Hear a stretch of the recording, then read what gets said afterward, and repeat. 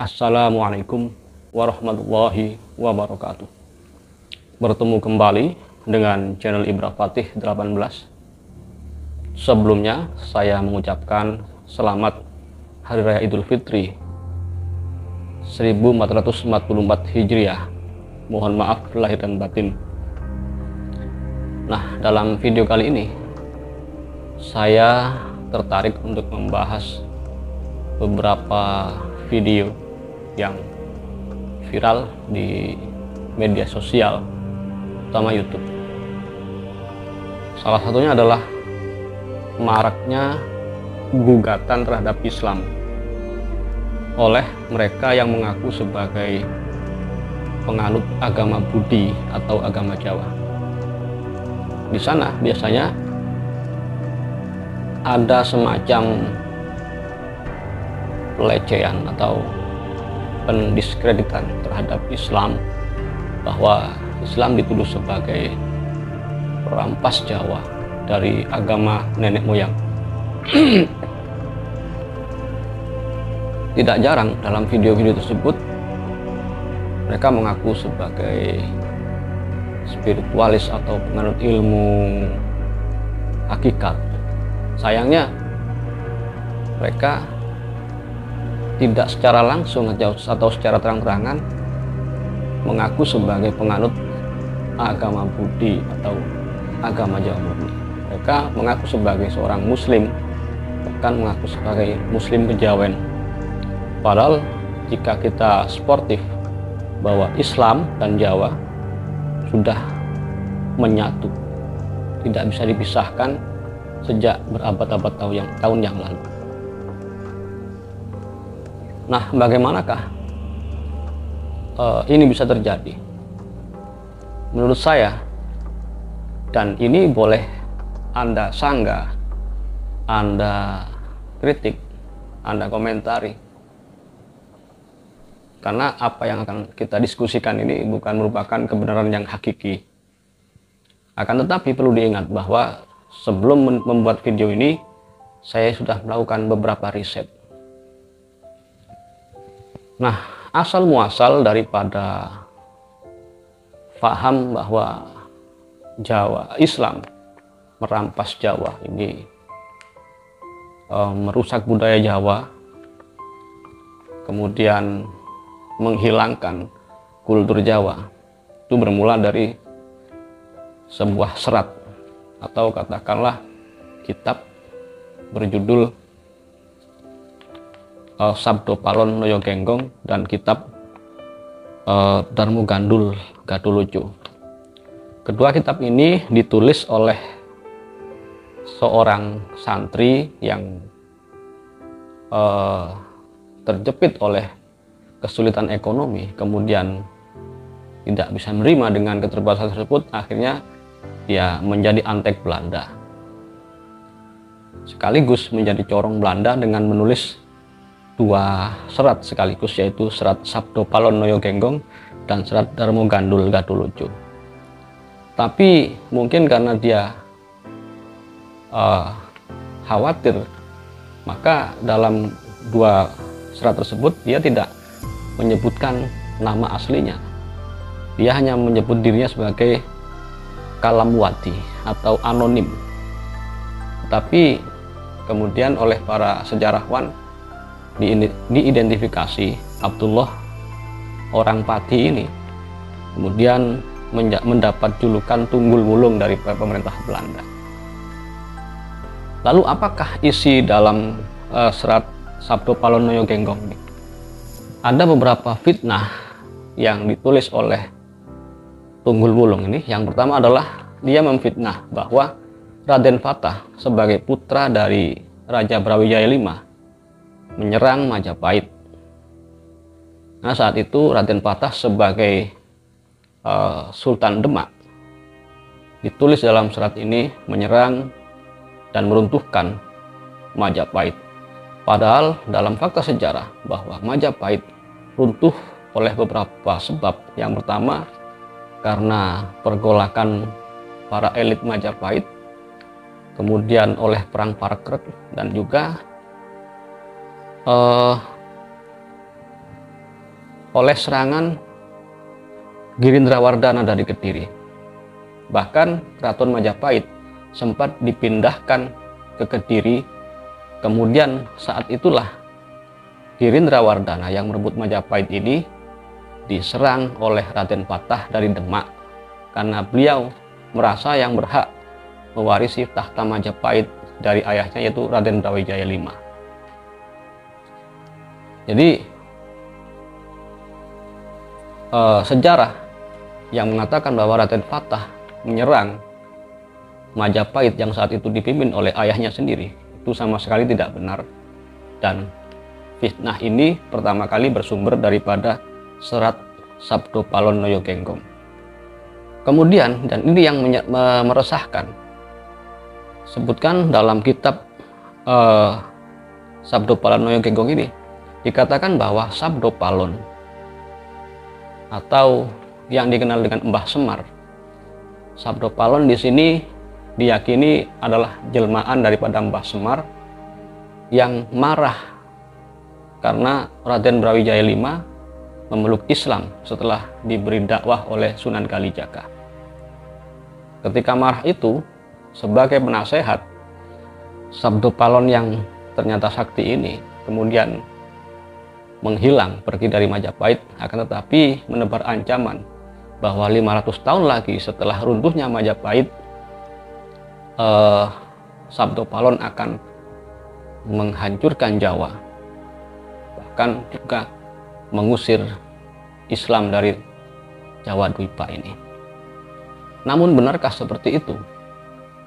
Ternyata Sabdo Palon ketika dilacak secara ilmiah, beliau bukanlah tokoh yang benar-benar adanya, karena diyakini bahwa Sabdo Palon merupakan titisan daripada Mbah Semar atau Batara Ismaya, di mana Mbah Semar ini pernah bertemu dengan Syekh Subakir dan melakukan perundingan bahwa di Jawa boleh didakwai agama Islam, tetapi apabila kita merujuk pada kitab Ramayana, tokoh Semar ini sebenarnya tidak ada. Yang benar adalah tokoh Semar hanya merupakan tokoh fiksi yang diciptakan oleh Sunan Kalijaga untuk melengkapi karakter wayang. Jadi hanya sanepan atau perumpamaan. Kemudian apabila Semar Bodronoyo atau yang menjelma menjadi manusia kemudian menjadi penasehat para raja Jawa, khususnya Raja Brawijaya V, dan berubah menjadi Sabdo Palon Noyo Genggong ini, jika kita runut dari fakta tersebut, beliau sebenarnya tidak ada. Sayangnya sekarang banyak orang yang meyakini bahwa Mbah Semar yang sebenarnya bisa menerima kehadiran Islam, bahkan setelah berunding dengan Syekh Subakir, beliau juga sempat berunding dengan Sunan Kalijaga. Sebenarnya apabila kita teliti secara ilmiah, beliau merupakan tokoh fiksi semata. Lalu siapakah yang pernah bertempur dengan Syekh Subakir karena beliau menanami tumpal di Gunung Tidar? Diindikasi bahwa tokoh yang memerangi Syekh Subakir di Gunung Tidar itu adalah tokoh dari Dedengkot sekte Tantrayana, sebuah sekte yang banyak menghabisi kaum muslim yang dikirim oleh Raja Persia ketika itu. Bahkan bukan hanya tokoh muslim, siapapun yang datang ke tanah Jawa ini apabila tidak menganut sekte Tantrayana maka akan dihabisi oleh mereka. Kemudian juga Darmo Gandul. Dalam kitab Darmo Gandul ini, dalam bahasa Jawa, Darmo Gandul, mohon maaf, artinya adalah tis, dan gatu lucu, artinya adalah alat kelamin laki-laki setelah disunat. Kitab ini dari namanya saja sudah mengandung pelecehan terhadap kaum muslimin. Setelah dirunut dengan beberapa fakta sejarah, ternyata memang benar kalam wadi atau anonim ini, atau nama aslinya Abdullah orang Pati, atau yang kemudian mendapat julukan dari Tunggul Wulung ini, adalah sastrawan Jawa. Sebenarnya bukan sastrawan, seorang penulis yang dibayar oleh Belanda untuk memfitnah orang Islam dengan orang Jawa. Dalam narasi-narasi kedua kitab ini disebutkan bahwa yang pertama, Islam seakan-akan meruntuhkan semua budaya Jawa. Yang kedua, keseharian orang Islam sangat dituliskan sebagai orang-orang yang sangat cabul, karena Darmo Gandul atau testis dan Gatulucu atau alat kelamin laki-laki ini konon akan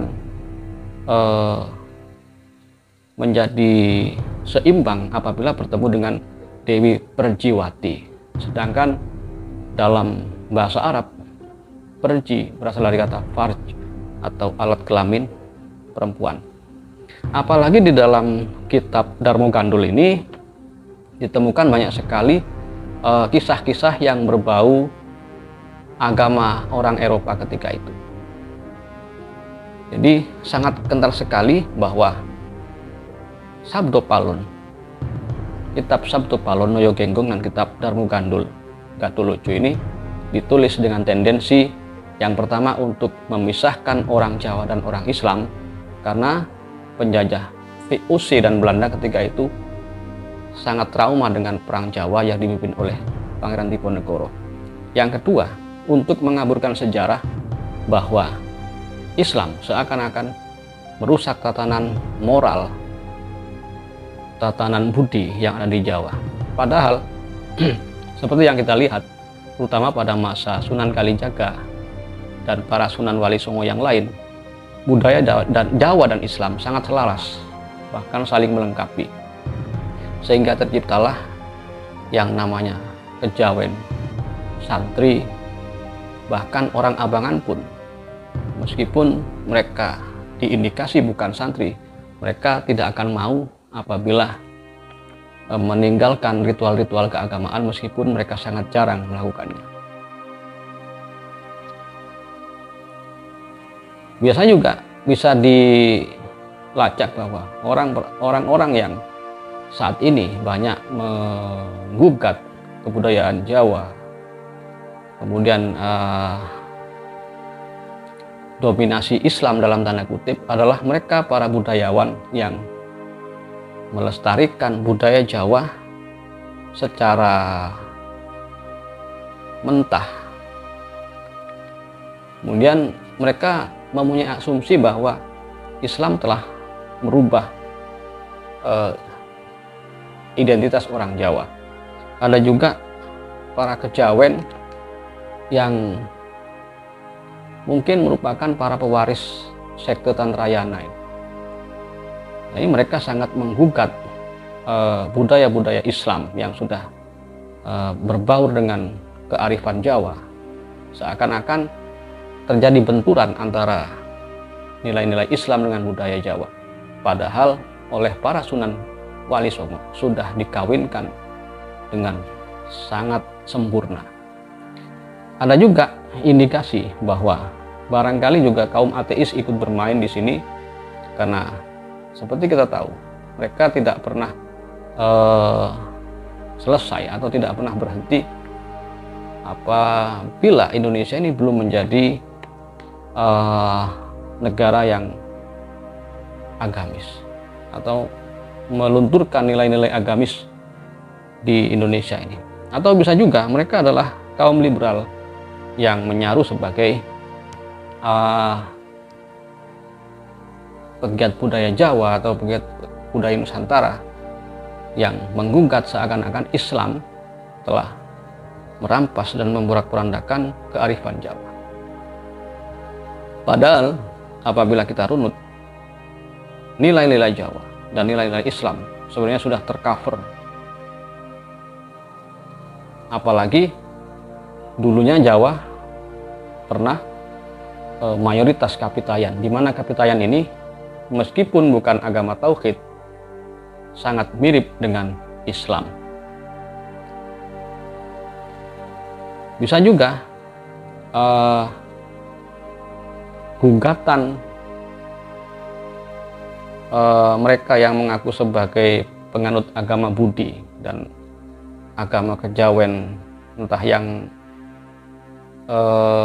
mana, entah sekte yang mana, mungkin memang jengah dengan ulah kaum intoleran, kaum radikal Islam yang seringkali mungkin menendang sesajen, mengolok-olok budaya lokal Jawa, atau membanding-bandingkan agama Islam dengan kearifan Jawa, sehingga terjadilah friksi, seakan-akan Islam dengan Jawa tidak pernah bertemu, seakan Islam dengan Jawa itu selalu berbenturan, seakan Islam menyerukan tauhid sedangkan kearifan Jawa identik dengan kemusyrikan.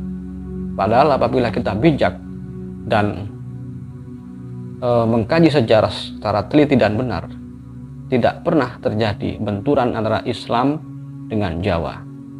Dan itu telah kita buktikan dengan strategi dakwah para sunan, di mana salah satunya adalah Sunan Kudus yang melarang menyembelih sapi karena menghormati saudara-saudara kita yang Hindu.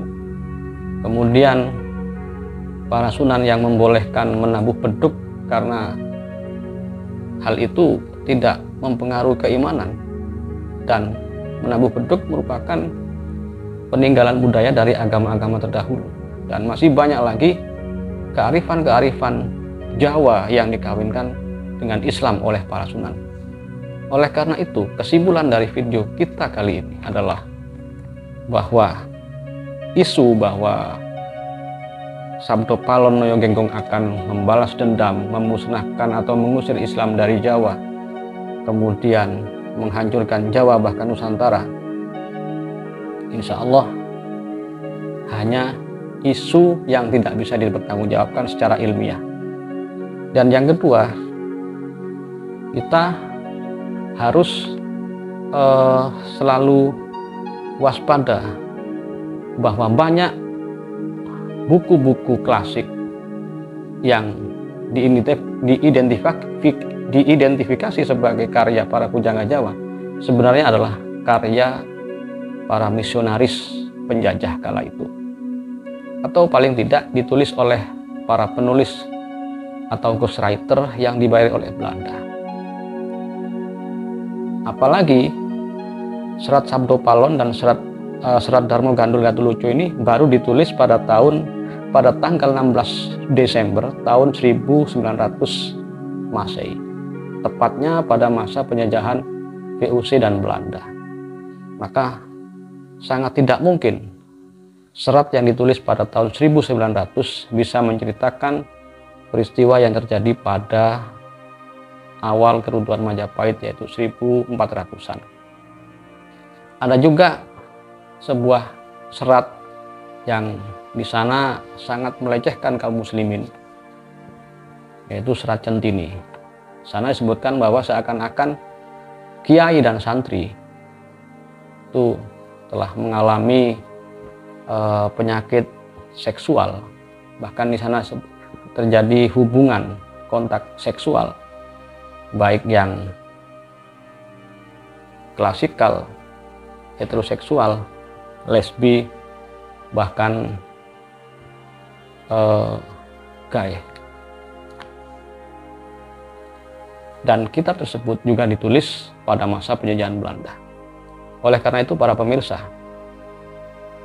sekali lagi kita tekankan bahwa isu akan datangnya Sabdo Palon Noyo Genggong untuk menghancurkan Jawa, membalas dendam terhadap kaum muslimin, sangat lemah, secara historis.